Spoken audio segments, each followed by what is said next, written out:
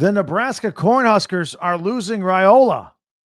Recruit Dayton Raiola. What does that mean for his brother Dylan Raiola? And what does it mean for everybody else at Nebraska?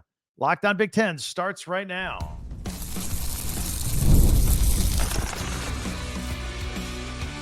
You are Locked On Big Ten, your daily podcast on the Big Ten Conference. Part of the Locked On Podcast Network, your team every day. Welcome to Locked On Big Ten. I'm Craig Shemon, part of the Locked On Podcast Network, now the #1 sports podcast network. Thank you for making us your first listen each and every day. Hey, hit that free subscribe button down below.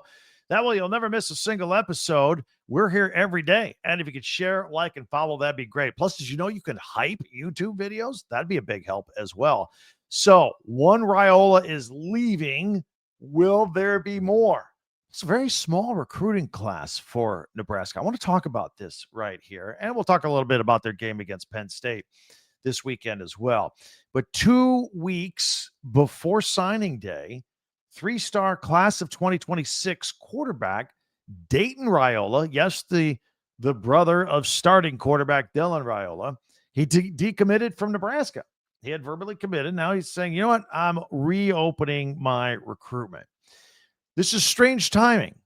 While, of course, Dylan, his brother, continues to heal from the broken leg that cut his sophomore season short, just as the Huskers were becoming bowl eligible for a second straight season. That's great. But the timing is strange, but yet not unheard of. The announcement's just curious enough to start the rumor mill on the old message boards. Oh, does that mean big brother Dylan Raiola is transferring out of Nebraska? Is Matt Rhule taking the Penn State job at his alma mater after all? Now, I'm not one to buy into the rumor mill, and I actually think there's a simple explanation here. So let's tackle it. Dylan Raiola staying at Nebraska. All right. Now, I will tell you, though, just to make sure he does, the Huskers and the Boosters, they better invest in that offensive line, because that injury that he suffered was almost inevitable. He was sacked 9 times by Minnesota back in like mid-October. It's inexcusable. And now the kid's got a broken leg. But the Huskers' backup quarterback, TJ Lateef, he shows some promise. And in his start versus UCLA last week, had a clean game at the Rose Bowl. 13 of 15, 205 yards, 3 touchdowns, no interceptions, rushing for 31 yards. That's not bad. You can win some football games with stats like that. So, and then the Huskers also have a promising quarterback prospect for 2027. Dayton Raiola is 2026. So Trae Taylor is the 2027 quarterback. By the way, Taylor reportedly visited 70 campuses, 70, and attended numerous college camps since 6th grade. Maryland actually offered him in 7th grade. Been on a lot of people's radar, but he verbally committed to Nebraska. So here's the deal. When you kind of look at Dylan Raiola, you look at Lateef, you look at this kid coming in 2027. I think Dayton Raiola simply thought there's not going to be room for a 3-star like me. I got to go find somewhere else to play. But his departure also means that there's no 2026 quarterback coming in. Coaches like to have all these positions filled every single year. And it's kind of strange when because it made me kind of look at Nebraska's recruiting class of 2026. Just based on verbal commits, and this could change in 2 weeks on signing day. It's one of the smallest recruiting groups in the country. There are only 9 commits now verbally to Nebraska. And again, signing period December 3 through the 5th. That's coming. And 9 people now with the younger Raiola not coming. Don't you think that's bizarre? I think it's a little weird. By the way, Nebraska is at Penn State. It'll be nationally televised on NBC at 7 o'clock. And Nebraska's coming off that win against UCLA. And, of course, being without Raiola, I just mentioned Lateef, his numbers a moment ago, did all right. Held down the fort. I think that that's pretty interesting as well. So there's a lot going on, but you all know the story regarding Penn State. As soon as they fired James Franklin, then everybody started wondering, well, is Matt Rhule going to take that job? Then he gave that clumsy answer at that first press conference. He just went on and on, effused praise on Penn State, how he loved the program, how he met his wife there. He and the athletic director are best buds. And then after the fact, he's like, oh, and I love it here at Nebraska too. And then shortly thereafter, a week later, boom, he gets a contract extension and his buyout goes up, presumably taking him out of the run for the Penn State job if they even wanted him. I don't know. I have no feel for what direction Penn State is going to go with this football coach. And I presume that Matt Rhule is doubled down on his commitment to Nebraska with this contract extension, but you never know. For some people, money is no option. I mean, by some people, I mean people in charge at Penn State may go, okay, whatever the buyout is, it doesn't matter if they see who they want and they can get who they want. Anyway, I think that's going to be quiet this week because of the contract extension. And I don't know what kind of questions Matt Rhule will be asked about it, if any, at this point. It really has seemed to quiet down. But, man, and what a bad year at Penn State. But Franklin got fired in the middle of a 6-game losing streak. Drew Aller got injured in James Franklin's last game. And after that 6-game losing streak, they finally snapped that skid last week, and they got the win against Michigan State. Now, be honest. If I would have told you this summer when we're doing all of our football previews and talking back and forth, remember, Penn State was ranked number 2 in the country. They were going to a championship. They were going to the playoffs, right? Well, what if I would have told you that they wouldn't get their first Big Ten win until mid-November? You probably would have stopped watching or listening to this podcast. You go, that guy doesn't know what he's talking about. Right? So here's the problem, though, for Nebraska. Obviously, going in there without their starting quarterback, number one. Number two, this Penn State team was ranked number 2 for a reason at one time. They have talent. They have NFL talent. They have NFL talent on defense, too. It's offense, defense. They have talent.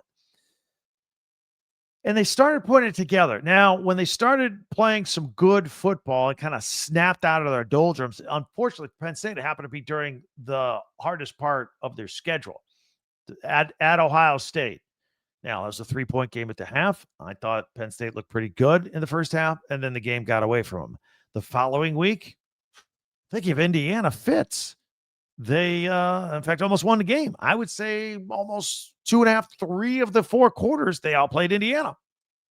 So those were back-to-back weeks against the number 1 and number 2 team in the country, and they couldn't come out with a win. But they were playing better. And that carried over into their Michigan State game last week, in which they got their first conference win. And now they're taking on Nebraska. My larger point here is Penn State is playing really well right now, even though people don't realize it. I think it could be a tough day for Nebraska. That's what I'm getting at here. And by the way, while Nebraska is already bowl eligible, if Penn State wins its last 2, they're bowl eligible. Now, I don't know if they would agree to go to a bowl game or what their scenario is. I have no idea. But nonetheless, thought I'd throw that out there as well. So a lot of interesting Nebraska news this weekend. I know we're paying a lot of attention to the USC-Oregon game. That's the big game in the Big Ten this week. But there's some nuance to this Nebraska-Penn State game, and I wanted to talk about everything that's going on behind the scenes there.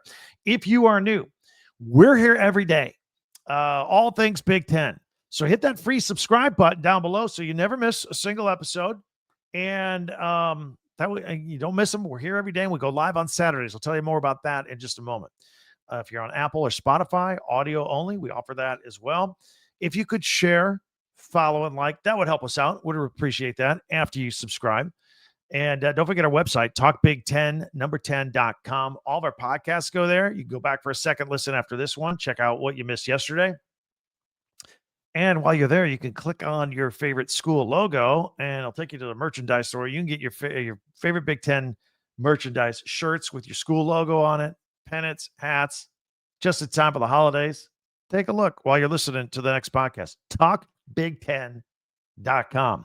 All right, we're going to talk a little bit about our Saturday plans and what's going on and what we want to do going live, and hopefully you'll be able to join us for that. We'll talk about that in 1 minute right here on Locked On Big Ten. Football season's here, and we talk about football, and you watch football, and you want to go to a game? You want to go to a game for rivalry week? You need tickets. You need the Game Time app. Download the Game Time app, and then a couple of tickets, a couple of swipes and taps. Boom, you're going. You're there in the stands with the energy. You're there in the parking lot with the tailgating. All the excitement of the rivalry. You can be there with Game Time. No hidden fees, no lines, simple process, greatest deals. Did you know you can get to a college football game for as little as $25 with Game Time? Absolutely. It's faster, it's cheaper, it's less stressful. Take the guesswork out of buying college football tickets with Game Time. Download the Game Time app, create an account, use the code LOCKEDONCollege for $20 off your first purchase. Terms apply. Again, that's promo code LOCKEDONCOLLEGE for $20 off. Swipe, tap, ticket, go. Download Game Time today. We're in the NBA season now, and it's exciting, but it can be more exciting if you're in it with FanDuel, the official sports betting partner of the NBA. If you missed the start of a game, no problem. Jump right in with live bets during the game. Get in on the action on a fourth quarter comeback or player prop. You can even combine it with your prior bets to parlay. It's a chance at a bigger payout. It keeps every game exciting, especially when your team's making a late push. I tell you, Miami Heat overs, that's where we're going this year. That's our thing. Right now, FanDuel is giving new customers $300 in bonus bets when your first $5 bet wins. Go ahead to FanDuel.com and sign up today and play your game with FanDuel, the official sports betting partner of the NBA. Thanks for checking us out here on Locked On Big Ten. All right, we are going to go live after the USC-Oregon game. We always pick a game that we like to go live on here on Locked On Big Ten. You get my immediate raw post-game reaction, and I get yours too because we do live comments while we're doing it. And then we'll recap the entire Big Ten day thus far at that point of the day, and we'll preview the night games as well. So that's what we do here. That's why we have such success here. I want to thank you for making Locked On the #1 sports podcast network out there, especially you everydayers out there. Again, be sure to hit that subscribe button. And if you could share, follow, like, that helps us out too. Subscribing is free, though. It's always free. That way you never miss a single episode. So we'll see you after the USC-Oregon game live tomorrow, Saturday. And in the meantime, many ways for you to interact with us at Twitter at TalkBig10, number 10, our website, TalkBig10, number 10.com. All of our podcasts are there, plus links for your favorite school merchandise at TalkBig10.com. We're always there. In the meantime, college football fans, Locked On and Fire TV present the college football kickoff, your ultimate college football weekly preview. Drake Toll from Locked On Big 12. He's there hosting it along with AP Coach of the Year Gary Patterson and former college star Jesse Holley. And our Locked On local experts all come together and preview all the games, only the way that Locked On can do it. Catch the college football kickoff every Thursday throughout the season, only on Fire TV. That'll do it for us. It's been another exciting week. Can't wait for the games here this weekend. And also, if you can check us out live on Saturday, that would be fantastic right after the USC-Oregon game. For Locked On Big Ten, I'm Craig Shemon. We'll see you there.